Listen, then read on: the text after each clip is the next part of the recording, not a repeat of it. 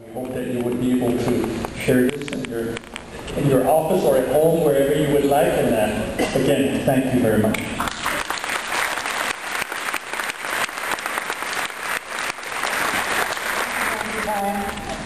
Board of Governors, President, honored guests, and fellow graduates, good evening.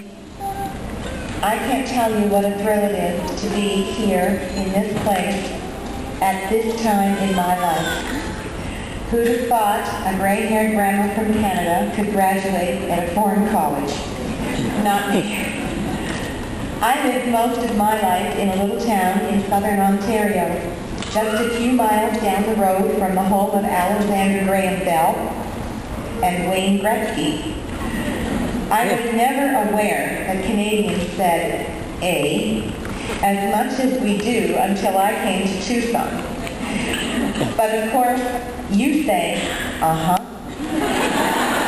So that makes us alike but different. Individually and as a nation, Canadians embrace cultural diversity. We have 2 languages enshrined in our Constitution. Our public school systems offer heritage language classes. All residents benefit from universal health care. And our communities celebrate the richness that diversity brings. My hometown, the city of Mississauga, is a bedroom community near Toronto, 2,400 miles from here. This year marks the 25th anniversary of our cultural festival, known as Carasaga. For 3 glorious days and nights, hundreds of thousands of people visit church halls, public buildings, and sports complexes, which have been transformed into pavilions representing 64 countries and over 115 languages and dialects. This whole event is coordinated and staffed by community volunteers just like me, with extensive support from our local government. City buses transport us from India to China to Belarus. We watch Turkish belly dancers, listen to Welsh choirs, gorge on bangers and kebabs, and when we have had our passport stamped at each and every country, and our fill of food and music, we clamber back onto those free city buses, our shopping bags full of baklava, cheap brooches that ward off the evil eye, and Spanish olives, and we make our way home. The goodwill and the fellowship that this community festival generates seems to ease whatever tensions may be rising, and we all have a renewed sense of peace and brotherhood. For 3 days, we celebrated our differences while embracing our similarities.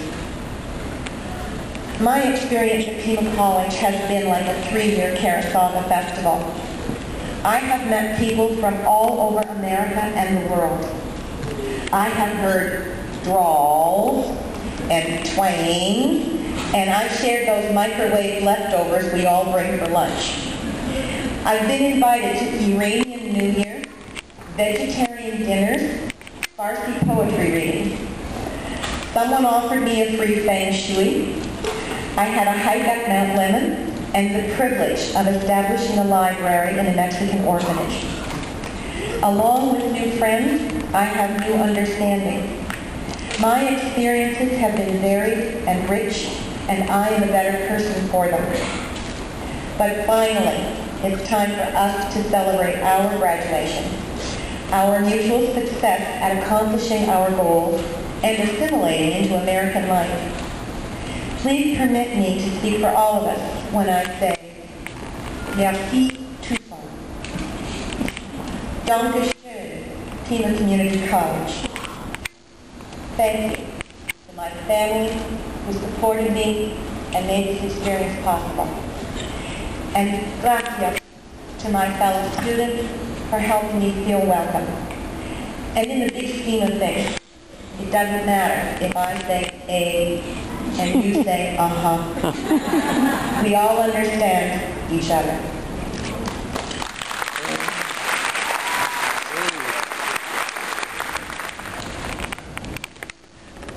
Fellow graduates, honored guests, faculty, administration, and community members. Good evening, buenas tardes, es good evening. My name is Jennifer Contreras. We at Pima Community College are a very diverse and united college. We are men, women, husbands, wives, and parents ranging from all ages and all walks of life. Behind the face of every graduate, there is a distinct and different story, a different reason, and a different use for education, for which we have assembled this evening to be recognized.